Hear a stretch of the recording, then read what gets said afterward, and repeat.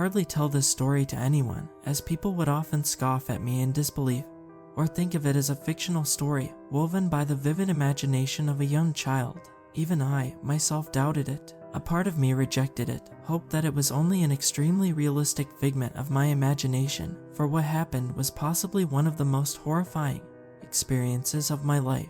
It all started when my family took our usual annual road trip to my grandparents' house in Thirsk.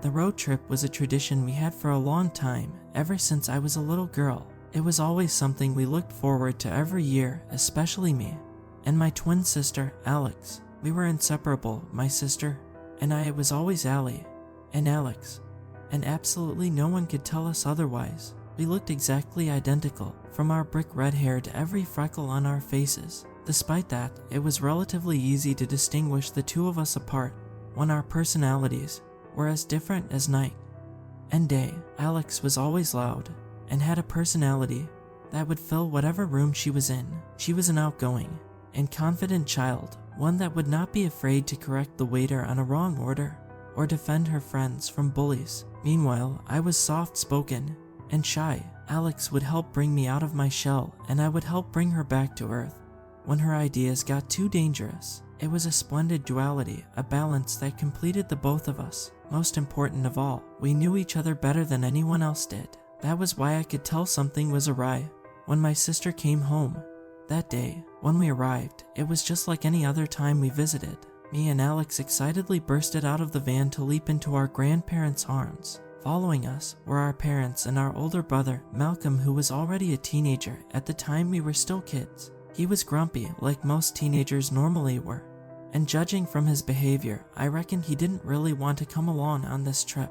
I heard him grumble under his breath, and heard my father turning around to scold him for his attitude. Also hearing the not-so-friendly conversation, my grandparents ushered us into the house, while mother and father had a talk with Malcolm.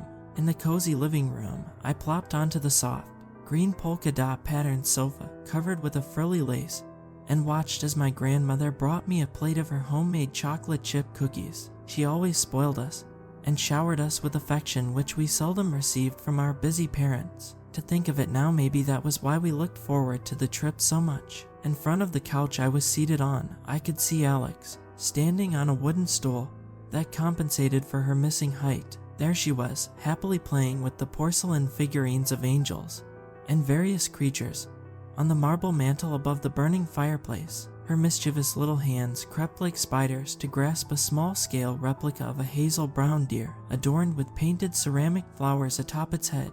The figurine, however, proved to be much too heavy, so down it went, slipping through her fingers and landing onto the ground with a piercing crash. My grandmother let out a gasp as she rushed to Alex and observed her legs for any wounds made by the broken shards of the ceramic figurine. Luckily there were none, making both me and my grandmother sigh with relief. "Sweetheart, please never do that again." My grandmother picked the confused-looking Alex up from the stool. "Now I'd have to replace that little deer you broke with a new one." I glanced at the poor deer in question. Its body was smashed into smithereens, although the head remained mostly intact. I felt a sense of uneasiness overwhelm me when I noticed its deep brown eyes staring into mine. Its painted expression was still full of cheer despite the pitiful state it was in. "Don't worry, Grandma," Alex chimed in. "No one would notice." My grandmother began to look visibly uncomfortable. She simply ignored what Alex had said. However, the look of concern in her wise eyes remained. "I should have to fetch a broom to clean this up now," she muttered under her breath, placing Alex next to me and walking towards the pantry. Not even a second later, Malcolm stormed into the house, his footsteps fast and angry across the creaking floors. My parents soon followed, their paces equally as heavy. Even as a child, deep down I knew what was going to happen. Still, I felt tears stinging in my eyes, and the fear of any confrontation that would tear our family apart lingered inside me. Sensing my discomfort, Alex gripped my hand and tilted her head at me with a smile. "Come on, Allie, let's go play outside." She ushered me through the back door of the house before anyone could start yelling. The freezing wind hit my face the moment I stepped out into the vast forest that served as my grandparents' backyard. Me and Alex often played in these woods. The green of the trees gave off a comforting presence compared to the dull gray of Monmouth, the city we called home. Not further away, a small river coursed through the rocks. I remember fondly Alex jumping into the river despite it being winter and dragging me in along with her. We got a cold for a week after, but we laughed it off nonetheless. "Allie," she called out to me, her hair blowing in the wind like a dancing flame. She grinned, "Catch me if you can." I followed her deeper into the woods, running and laughing all the while.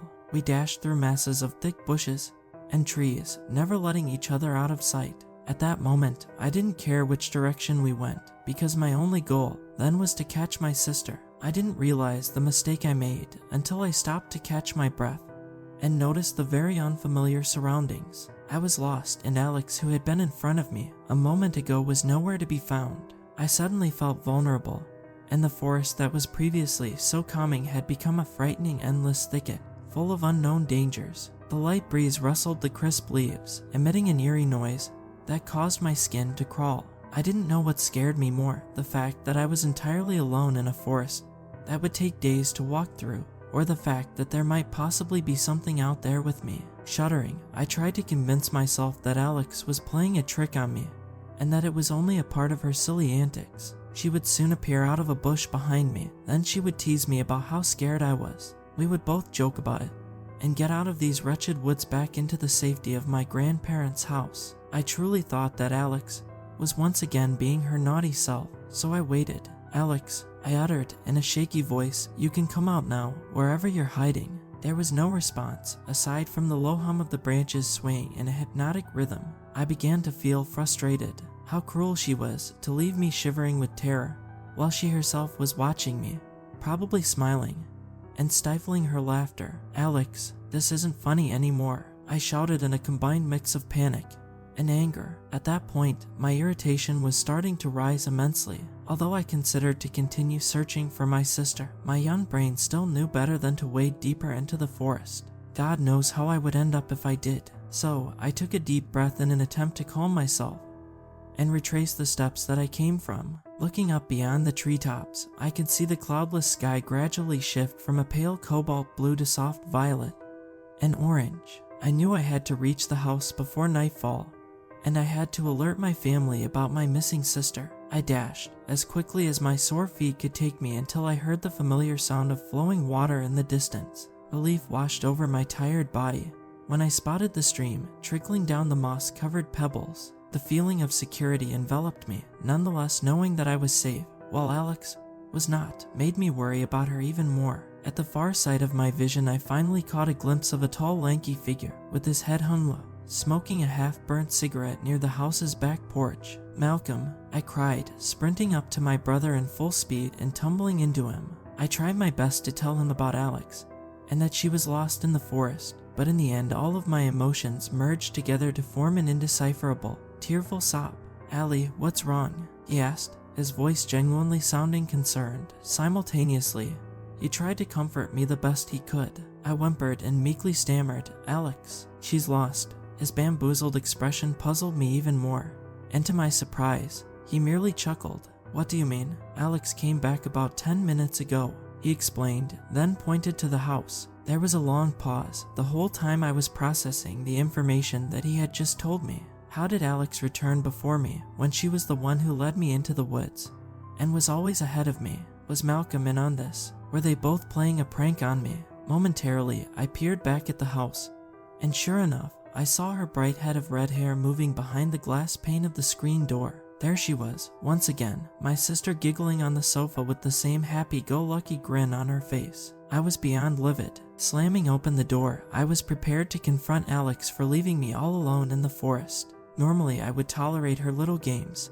and like Pulse, she took it too far that time. I could have frozen to death, or gotten mauled by a wild beast. I wasn't going to let her get away with it, so I strode over to where she was, rage spreading throughout my whole being, ready to give her a piece of my mind, until she spun her upper body towards me and I froze in my steps. I wasn't sure what I was seeing. Alex's pupils were impossibly dilated, inhumane, like the glassy eyes of a nocturnal animal. She didn't blink, not even a single time in the duration of the minute I stared at her. A popping and cracking sound could audibly be heard when she craned her neck sideways in a curious manner. "Allie," she spoke, the shock in her robotic tone seeming awfully feigned. You're back so soon." All of the fury I suppressed from earlier immediately returned, bubbling over the surface and toppling over like a pot of boiling water. "You left me in the woods in the middle of nowhere. It's not funny." I scowled at her, my brows furrowing into a tight knot. My sister still looked at me,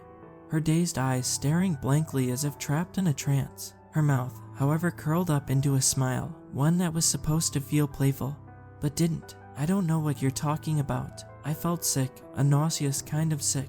Partially, it might have been because of the stench that was beginning to emanate from somewhere. It took a while, but I soon recognized it as the putrid smell of rotten flesh at its final stages of decomposition, like roadkill, left on the road for far too long. Then, out of the blue, Alex stood up. She walked, stumbled away, the dreadful miasma of death and decay leaving along with her, and she was gone. I didn't know how my family managed to turn a blind eye to what had been going on with Alex, whether it had been her tense and sudden movements, her unblinking doe eyes, or the smell, the god-awful smell that followed her wherever she went. Even when we sat down at the dinner table, I observed more unusual behavior from my sister. Under normal circumstances, Alex would always be seated to my right. Many times before, she had thrown tantrums whenever we were separated, until eventually my mother would let her get it her way. That evening she opted for the seat opposite mine. It was unnerving, to say the least, when I felt her gaze on me the whole time, staring, watching my every move. I could have been practicing with my band. Right now, I heard Malcolm groan. "Well, at the moment you're here, I think what you need is some fresh air, not hanging around with those no-good rock star wannabes," Father stated, glancing expectantly at my mother to back him up. She said nothing, only silently eating the food in her plate. I smelled a fight coming up from a mile away. That would usually be the point when Alex asked me to play or do something with her. In order to leave the scene, I waited in anticipation for her signal, but she never did it. She was being very weird still. I told myself I was just imagining all of it up, which honestly was a lot more comforting than the other option. Inevitably, I had to look up from the table and came face to face with my sister once more. The Alex who didn't like eating meat because she didn't want to hurt the cowsies and chickies was downing a fat chunk of steak hungrily, as if she had been starving for days. She kept chewing and chewing as she devoured piece after piece of juicy meat, sometimes carefully picking every single fiber of flesh off of the bones, sometimes stretching her mouth all the way open and ingurgitating whole blocks of roast at a time. I was flabbergasted. No one paid any mind to Alex. It seemed like they were all focused on Malcolm and my father. "Shut up, old man. Just don't come back begging me for money. When the wrath of Shazar guy gets famous," my brother snapped, almost yelling. I glared at Alex, her pearly white teeth slowly gnashing and grinding on the stringy pieces of crimson red beef. The chomping produced a cacophony of gut-churning squelches that made me want to empty the entirety of my stomach out. Good Lord, even the name sounds satanic. Father sighed, exasperatingly, pressing the back of his palm against his forehead. In front of me, Alex's mouth split into a wide crescent-shaped grin. The pale shade of red blood mixed with saliva trickled down her chin. That was it. I slammed my hands on the table, leaving behind my half-eaten dinner, and bolting up the stairs. Shutting the door after me, I barged into my grandparents' bedroom and collapsed on the quilt-covered bed. I was afraid, infuriated, and frankly confused. I didn't want to be with my sister, let alone feel safe around her. Not anymore. I knew her best, from every little habit, every little quirk down to the way she walked and talked. From what I saw, I was certainly convinced that whatever thing that was at the dinner table was posing as Alex. It was as if under the surface of her skin, there was someone else taking over her body. Even then, what was I supposed to do? Surely, I had to tell someone, so I could finally find out what was wrong. My father was the first person I ruled out, since he was a very no-nonsense kind of person. Without a second thought, he would obviously shrug it off.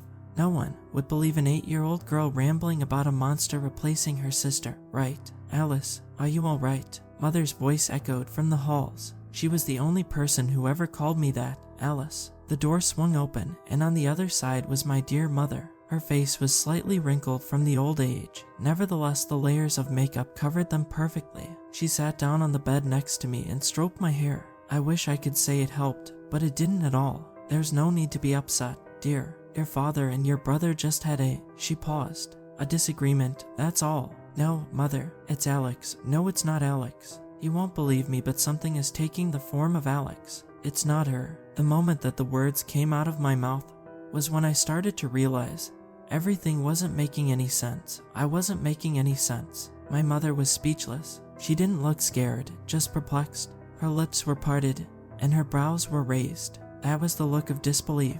Honey, I'm sure it's nothing. Your sister was just being weird, like usual. No, it's real. That girl downstairs isn't Alex. I half shouted. I never ever raised my voice to any of my parents before and never thought I was capable of doing so. Until then, I hid myself underneath the covers, away from my mother, away from my faux sister. Mother exhaled. I didn't know what she was thinking then, but at least she knew I was being serious. What do you want me to do then, Alice? She huffed, ripping the blanket off of me. You want me to tie her to a stake? Feed her to the wolves, maybe? No, I sobbed. Just let me sleep in your room, please. Mother's expression softened, and she answered me reluctantly. All right.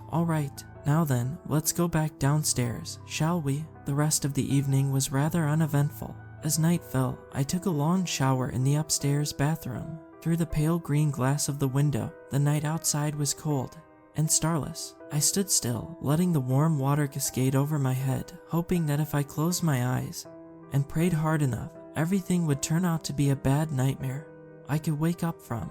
I was starting to unwind as I stepped out of the shower and got dressed. Sadly, that peace was short-lived, interrupted by the sound of my father's yelling, coming from the guest bedroom. Inching closer and closer, I peeked through the crack of the door, wide enough to unveil the scene inside. Oh, Mother, my poor mother was cowering on the ground. She was shaking, almost convulsing. Still her hands were high above her head, striving to protect herself.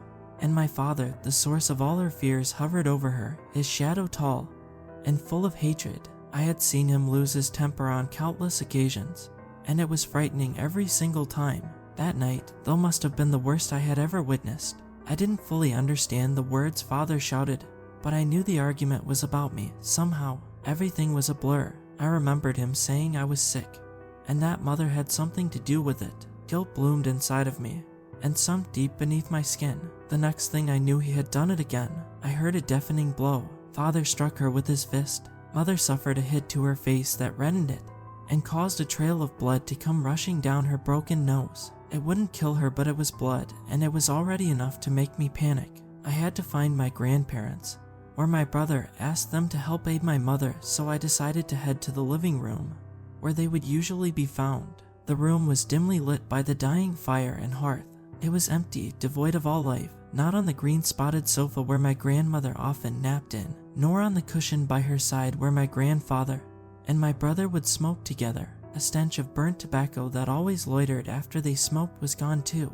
I caught ringing in my ears. The high-pitched and rhythmic beats melded into hushed whispers. They were too muffled to process, yet there was one point where the voices became so thunderous, they blocked out the commotion with my parents, upstairs. I heard thousands of voices that night, every single one different from the other. They screamed, they sung, and they spoke to me all at once. It was horrifically magical. They urged me to walk down that hallway into the kitchen, its light beckoning me. My grandparents and my brother, they had to be in there. Every step I took, I became more wary, eyes scanning from side to side, making sure my shadow was the only one dancing on the walls. Under my feet, the squeaking wooden floor made it increasingly difficult for me to not be detected. The whispers grew even louder than before, until I finally stepped foot inside the kitchen. Time ceased to advance, as did the whispers, which stopped completely, like they were afraid of something. The ceiling light above flickered on and off above me like a spotlight, illuminating the whole space. Every object was perfectly pristine, right in their assigned spots. The silverware, the pots, pans, and plates. Still, no grandparents or Malcolm to be found anywhere. I felt my heart sink into my stomach. They couldn't have possibly went outside at this late of an hour. The door in the kitchen that led to the backyard and the woods was securely locked, the way my grandmother liked to keep it after dark. I was about to make my way back upstairs, but I sensed something wasn't right. A chill crawled up my spine as the air around me grew cold. My nose scrunched up at the malodorous smell of rotten carrion that started to waft into the room. I knew what was coming, and I forced myself to turn around to confirm my fears. Alex stood still right in front of me, a mirrored image of myself. She was rigid, her limbs flexing, and clenching so much they were jolting sideways. She stared into my eyes with her own soulless ones, absorbing every detail, every petrified feature on my face. When I blinked, she did the same, although with greater difficulty, driving her eyelids down one by one. No, this wasn't right. Her face, her eyes, everything. It was so unnerving I couldn't begin to describe it. Even recalling the thought now, it continued to make me sick to my stomach like a hard punch to the gut. Alex's skin, it was paler, only a slight shade paler, but still noticeable. The veins on her body began to bulge, pulsing along with every heartbeat. I swear I heard the sound of bones cracking every time she made a pitiful attempt to move forward. Only when she had moved closer, I noticed that pale white skin was starting to detach from her body. I shrieked in terror as I watched the outer layer of my sister's leg fall to the ground with a splat like a slab of meat. The chunks of her face melted into a deformed mass of muscle and nerves. The skin on her body peeled apart, releasing an unholy amount of blood to seep through her tendons and splatter onto the floor like red rain. Yellow and waxy matter oozed out of her body, which made a disgusting squelching sound with every rip and tear. The noise of rupturing bones returned, and soon brought me to a dreadful conclusion. She was stretching. The gruesome transformation gave birth to a monstrosity that towered above me, looking down on me like I was its prey. "Allie, hello," that horrendous thing croaked. Its voice dragged on unnaturally, like a broken voice recorder trying to mimic a human speaking, and failing terribly. A low and throaty gurgle echoed out of its throat as its thin, bony fingers reached out to me. I backed away quickly the moment it waddled towards me, its knees bending inward, and its left foot dragging behind. And its smile, oh God, its crooked smile. The sides of its mouth were stretched out to its ears, revealing rows of jagged teeth. Instead of saliva, there was blood pooling at the root of its gums. The black inside its irises clouded its eyeballs like an eclipse, taking out the last bit of humanity left. The thing, it was blocking the doorway so that I couldn't leave. I was afraid for my life. It was going to kill me. I know it was, unless I did something to it first. It appeared to me that the whispers also agreed. Kill it, the harmony of voices echoed. Angels, they were my guardian angels warning me, comforting me. Their melodious voices, pure and holy, poured into my ears, telling me to banish the thing that was my sister back to wherever it came from. Kill it, they chanted in unison like a heavenly choir as I grabbed a bloodied knife from the kitchen sink, prepared to fulfill their bidding. I seized the weapon tightly in my grasp until my knuckles turned white. The thing glared at me, its grin never leaving its horrible face as it crouched down to my level. "Allie," the thing uttered, craning its head to the side as I forcibly plunged the blade into its tender flesh. The guttural howl erupted from the beast's maw and reverberated through the whole area. Crimson spilled from the gash, adding on to the metallic smell in the air. I heaved, breathlessly withdrawing the knife from its torso. The abrupt move pushed the monstrosity backwards, dropping down its back. I panted, my vision becoming blurry. Hobbling over to the defeated creature, I straddled it.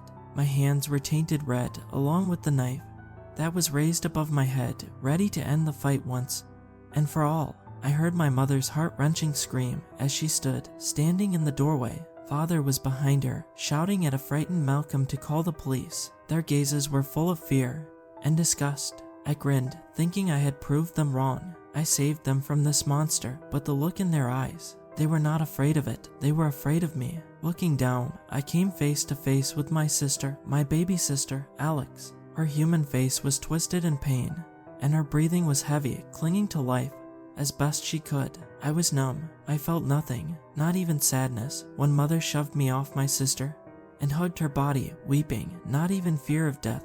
When Father held me over the ground and strangled me, I felt no guilt over what I did, for I defended my family. They were safe, and it was all that mattered to me. The monster was gone. Soon, the red and blue lights came and they took me in.